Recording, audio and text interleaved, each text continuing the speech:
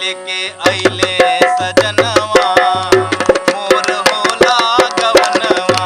डोली लेके अइले सजनवा मोर होला गवनवा।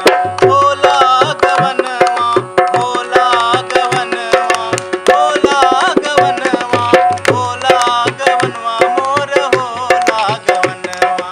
सखिया सखिया चढ़ावेली सगुनवा मोर होला गवनवा।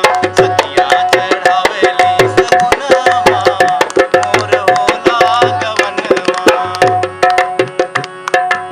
और गाना है दोस्तों, हरियर बांस के बनल खटोला, हरियर बांस के बनल खटोला।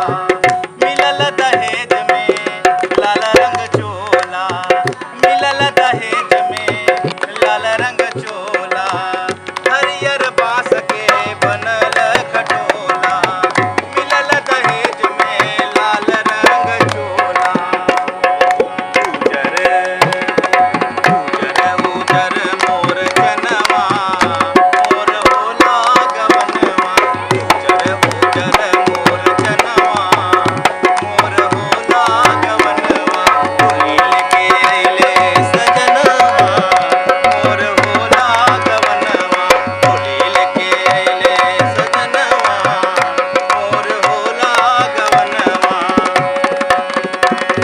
और दोस्तों, बभन के पुतवा मंतर बाँचे, बभन के पुतवा मंतर बाँचे।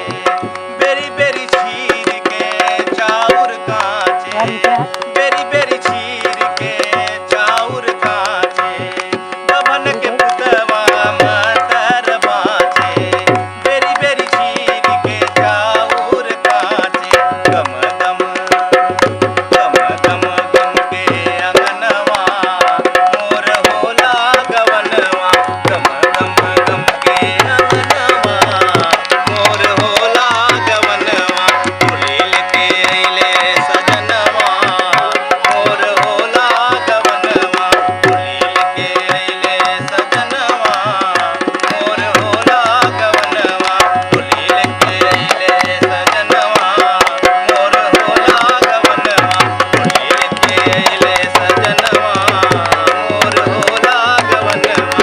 होला गवनवा, डोली लेके अइले सजनवा मोर होला गवनवा। तो दोस्तों, अच्छा लगे कमेंट कीजिए, शेयर कीजिए, लाइक कीजिए, ढेर सारा प्यार दीजिए। तब तक के लिए नमस्कार। जय हिंद, भारत माता की जय।